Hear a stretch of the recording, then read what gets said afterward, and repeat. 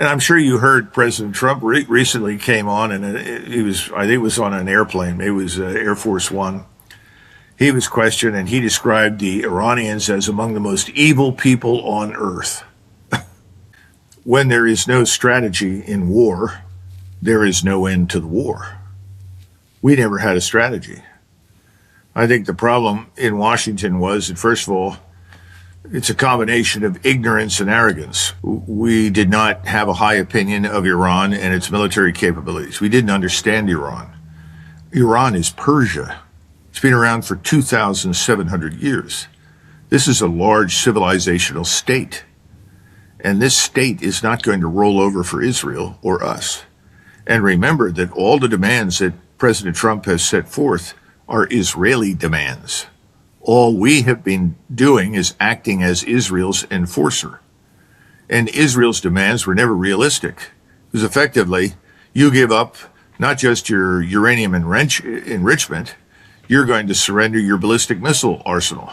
You're going to stop cooperating with your friends in the Gulf, whoever they are, and you're going to basically worship at the altar of Israel. You're going to do what we tell you. You're going to accept our military and political hegemony over the region. Now we're trying to figure out how do we back down from these demands and get out of the Gulf. That's very difficult because we've now got an adversary that says, well, you may be finished. We're not finished. And we're going to keep going. So, the picture is very dire because as far as the oil is concerned and the natural gas that we extract from the ground in that region, effectively, it's offline. It's not just stopped. In other words, you're not talking about wells that are pumping, refineries that are refining, storage tanks that are being, emptied. No, it's over for the moment. In other words, I would say for at least 6 months to a year, most of the oil in the region is offline. It's as though, in your house, you have a circuit breaker. And, the current goes out, you go out to the circuit breaker, you hit the switch and they go up. Well, they want to hit the switch and turn on the oil. It's not happening. It's not going to happen.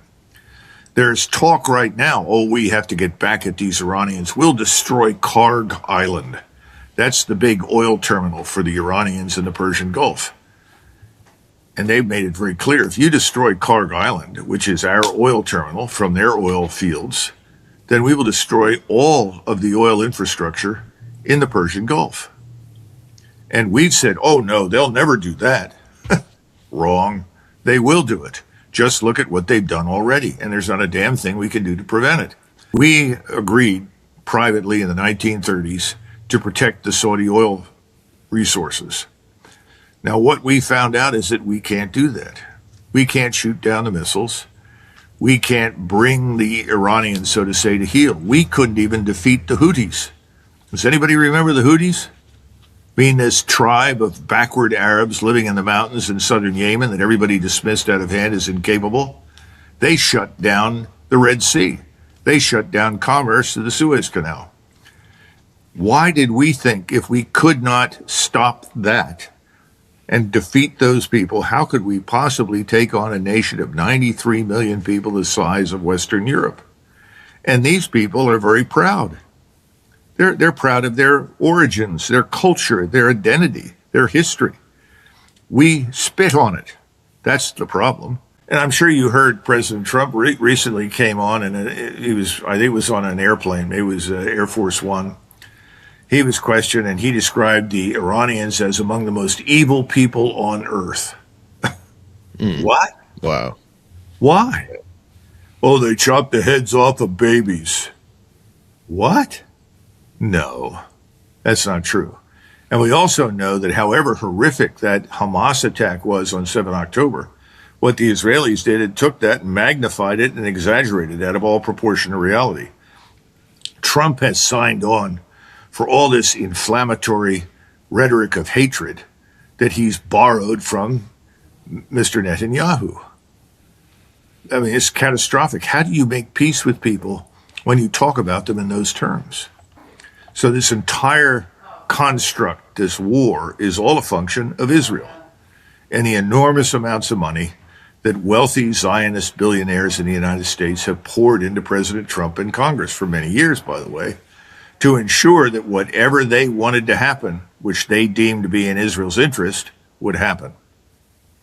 And I don't know if you saw it, and I wouldn't want you to have to go back and listen to it because it was terrible, but President Trump's State of the Union speech, at one point, he finally mentioned Iran, and he said, Iran must never have a nuclear weapon, and while I am president, I am committed that I will stop that no matter what. For the first time, he got a standing ovation from everybody in the Congress, including all the people opposed to him. Well, why? Because all of those people have been benefiting from the largesse of these billionaires working for Israel. In other words, our Congress was purchased along with the White House. So this makes it all that more difficult for President Trump, who I understand is genuinely looking for an exit, a so-called off-ramp, and would like to put this war behind him. How can he do that? How can he disengage, especially since Israel is in very bad condition? And one wonders whether or not, if we did engage, whether they would survive. Yeah. Wow. Congress has been paid off, and that's not surprising at all, especially just the nature of the job with politicians. So curious in your perspective on the relations. So Iran was part of OPEC, and now it's like attacking nearby nations, nearby neighbors, like infrastructure and things like that. I know they attacked like American bases there and such. And so is a regime change necessary for these relations to be repaired, or is there any conflict brewing amongst these neighboring nations with Iran now? Well, remember that the so-called neighboring nations, the GCC, Kuwait, Bahrain, the Emirates, have played a double game, such as Saudi Arabia. They have passed money to whomever they thought they could buy off for protection, and they have invested a great deal of money in us, in return for which we promised to protect them militarily.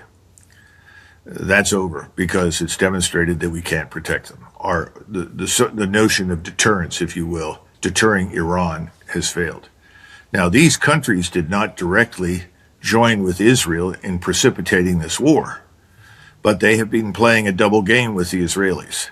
And remember that Iran, along with other Muslim Arab countries, and I would argue Turkey as well, have all been appalled by the mass murder and deportation of Palestinians from Israel. But whereas the Saudis and these Emirates in the Gulf have simply paid lip service to it, while simultaneously continuing to cooperate and do business with the Israelis, the others have not. And I think Iran was disgusted by this, because there was an expectation that there would be some form of Islamic unity, and that just hasn't manifested itself. And so I think the Iranians were also sick and tired of having to listen to these people pretend that they cared about the lives of others in Israel, in Palestine, and at the same time doing nothing about it. So you can't really separate any of this from what's been going on in Israel. And what begins after 7 October, this massive deportation, extermination campaign, call it whatever you like, that cannot be viewed as distinctly separate from everything else that's happening. And remember, we have actively supported that campaign of deportation and murder. We have provided weapons, we have provided ammunition, we have provided all forms of support, even military support in a clandestine fashion, and advice to the Israelis. So we're the enemy.